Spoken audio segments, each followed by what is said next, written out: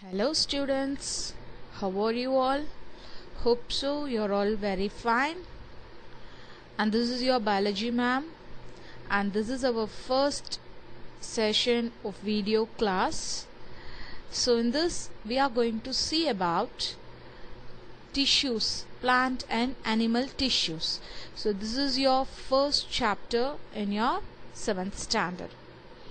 So here I have separated this chapter as part 1 and part 2.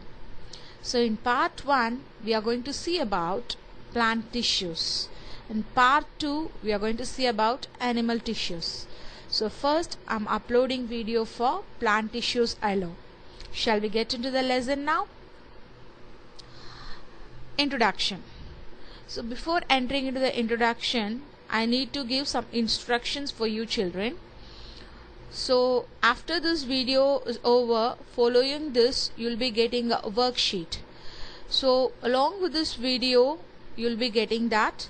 So once you completed watching the video, try to finish the worksheet and send it to your respective class teacher. Okay, so now I'll start the lesson. So in this we are going to see the brief understanding of the location, structure, function and physiological process of tissues in plants. Single cell. When you are taking the single cell, that is when a single cell working on its own would achieve very little inside an animal or a plant. So many similar cells lying side by side work together as a team to perform the same function. So such group of cells are called as tissues. So from this you can derive the definition for tissues. Now you would have understood clearly that a group of cells which is going to perform a specific function is called a tissue. So the definition for tissue is a tissue is a group of similar cells performing a specific function. Understood? Next. So what is the relationship between this tissue, organ system and organisms? So as I said, a group of similar cells performing a specific function going to form the tissue. So likewise the several tissues together constitute the organ. The several organs acting together to perform a specific life process forms the organ system, and organ system together constitute organism.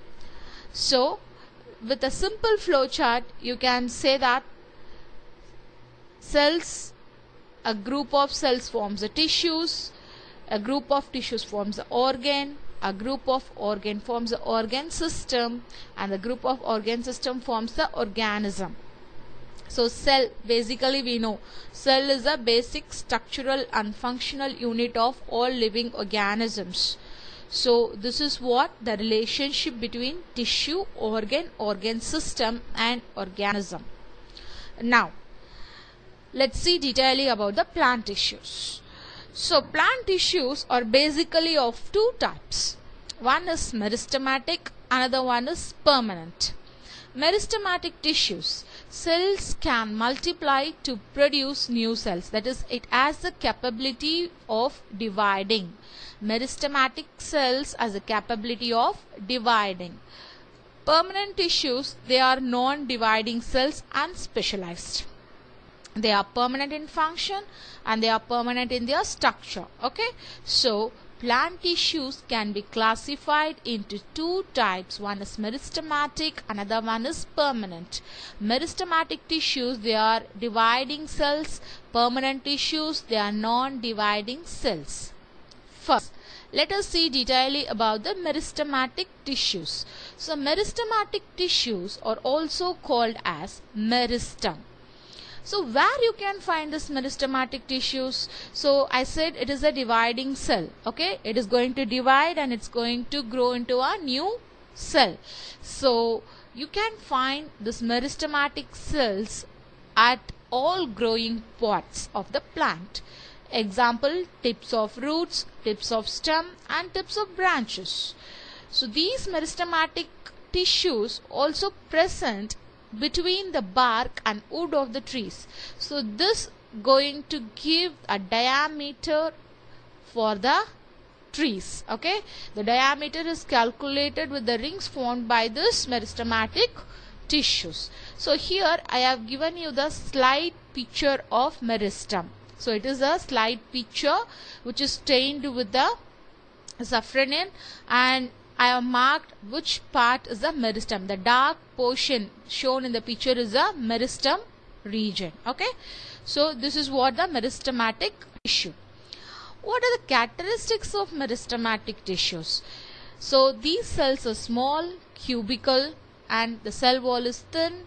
The nuclei is large, vacuoles are absent, cells are tightly packed. So I have shown in the picture, the cells are very closely present each other. Okay, they are closely present, and they are actively dividing cells, and it is going to form the permanent tissue. So these meristematic tissues are going to actively divide, and as a result of that multiplication they are going to form the permanent tissues. So these meristematic tissues are classified into two. They are apical or terminal meristem, cambium or lateral meristem. Next, permanent tissues. So these permanent tissues are made up of cells which have lost their ability to divide. So as I said before, these permanent tissues are permanent in function and also permanent in their structure. So they have lost their ability to divide. They can't multiply. Okay, so they are permanent always. So these permanent tissues may be living or dead. So when these tissues are said to be living, when these tissues are said to be dead? When the tissues are with nucleus. When the nucleus is present, then the tissues are said to be living tissues. When there is no nucleus, when there is a nucleus is absent, then the tissues are said to be dead. Okay, so this is what how we can classify the living cells and the non-living cells of permanent tissues. Next, according to the function performed, they are classified as protective tissues, supporting tissues and conducting tissues. So based on the function, the permanent tissues are classified as protective tissue, supporting tissue, conducting tissues. If you take the protective tissues, the name itself clearly says it's going to act as a protective covering for the inner cells. So the cells with thick walls found on the surface of roots, stems and leaves. For example, the epidermis of leaves, which secretes a waxy waterproof material. Okay, so this is the best example for the protective tissue. Then supporting tissue. So the supporting tissue are classified under three groups: parenchyma, collenchyma, sclerenchyma. I'll repeat it, children: parenchyma, collenchyma, sclerenchyma. If you see parenchyma cells, they have a large thin walled cells. They are oval in shape, they are circular or either polygonal in shape, and it has a single large vacuole where you can find this parenchyma cells. The parenchyma cells are found in the soft part of the plants. If you take for example soft part, the middle part, the central part of the plant, the pith region they used to say. Okay, so it is the central part of the plant, so it is found in soft part of plants. If you take, the main function of parenchyma is for storing food and also for the temporary support. So in some cases, okay, in leaf, these cells contains the parenchyma cells which is present in the leaf contains chloroplast, and they are called as sclerenchyma, which is helpful in photosynthesis process. Next, collenchyma. It's made up of elongated cells with thickened wall. So here I have given you the picture of the collenchyma cells. I have given both longitudinal and the transverse section of the collenchyma.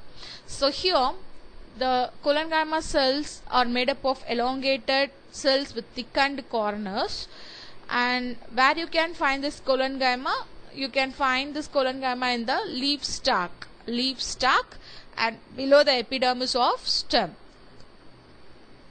So what is the main function of this collenchyma? Supporting the parts of plant. Okay, this tissue helps to support the parts of plant. Sclerenchyma. So it is composed of long narrow cells which have become dead. The sclerenchyma is the dead cells. So thick walls due to the deposition of lignin pigment. So the sclerenchyma contains the thick walls because of the deposition of lignin. Lignin is the organic compound which is secreted by the plant. Okay. Then the sclerenchyma cells are found in stems and veins of leaves. The main function is going to give the strength to the plant. So here the picture is given. Can you able to see the longitudinal section and the transverse section? So lignified thick wall I have marked here. Next is conducting tissues. So these conducting tissues are also called as vascular tissues. So it provides passage for water and dissolved minerals, both up and downward movement. So these conducting tissues are of two types, xylem, phloem. If you take xylem, so they are elongated and thick walled cells which is going to give the tubular passage and the unidirectional movement. It is the elongated thick walled cells forms a tubular passage in which the movement is unidirectional. So the xylem is a tissue which is going to conduct, which is going to transport the water from the root to the other parts of the plant. So the root, which is going to absorb the water and minerals from the soil, it is transported to the other parts of the plants through the xylem tissues. So the xylem tissue consists of some elements. It is made up of some elements, tracheids, vessels, and these tracheids and vessels together called as xylem elements, and xylem parenchyma and xylem fibers. So four components. Xylem tissues are made up of four components: tracheids, vessels, xylem parenchyma and xylem fibers. Tracheids. So these tracheids are placed end to end, forming a long tube like structure, and it gives a mechanical support to the plant. Xylem vessels are placed end to end and the cell walls are thick and lignified, and it makes a continuous water pipe. So this sentence shows that the xylem vessels are involved in transporting the water. Okay, so it makes a continuous water pipe. Xylem parenchyma, they are living cells. They are act as a storage of food and also helps in conduction of water and minerals. This is a diagrammatic representation of xylems. See, tracheid, vessels, xylem parenchyma, xylem fiber. All the four components I have given here. Phloem. This is the another tissue which is involved in conducting the food prepared by the plant. Okay, so phloem cells provide a passage for the downward movement of food manufactured in the leaves to the other parts of the plant. They also provide for the upward movement of the prepared food towards the growing new leaves. Okay, so the phloem consists of, likewise how the xylem consists of four components, the same manner phloem also consists of four components: sieve tubes, companion cells, phloem parenchyma and phloem fibers. If you take sieve tubes, it is placed end to end. It is a long tube like structure. The transverse walls of the phloem, that is the transverse walls of the sieve tubes, contains the perforations. Perforations are small holes, tiny pores. Okay, so transverse walls of the sieve tubes contains the perforations called sieve plates. These companion cells, they are the living parenchyma cells present in the phloem. Okay, the companion cells, they are the living parenchyma cells. They are associated with the sieve tube cells. If you see the function of this companion cell, it is going to function along with the sieve tube cells. Okay. Next is phloem parenchyma. They are concerned with the storage of starch, fat and other organic food material. Phloem fibers. So the main function of this phloem fibers to provide the support. So the xylem and phloem together called as complex tissues. Okay. So this is what about the conducting tissues. So conducting tissues, xylem and phloem. These xylem and phloem together called as complex tissues. So here the diagrammatic representation of the phloem cells. Here I have marked the sieve plate, sieve tubes, companion cells, phloem parenchyma, and I have given the transverse section of the phloem cell. Summary. So in this video, that is in this first part of this chapter, we have seen about the plant tissues. The plant tissues are classified as meristematic and permanent tissue. Meristematic cells are capable of cell division. Permanent mature cells are incapable of cell division. And in the permanent tissue, they are classified as simple and complex tissue. If you take the simple tissues, they are made up of single type of cell. Complex tissue more than one cell type. And the simple tissues are classified as parenchyma, collenchyma, sclerenchyma. Complex tissues, xylem and phloem, and I have given you the vessels, the components made joined with the xylem and phloem. Okay, so this is what the summary of this chapter. So part 2, animal tissue, will be uploaded in next video. Children, following this video, you will be getting the worksheet. Please try to complete the worksheet within time and send it to your respective in charge teacher. Thank you very much. Have a nice day. Stay home, stay safe. Thank you.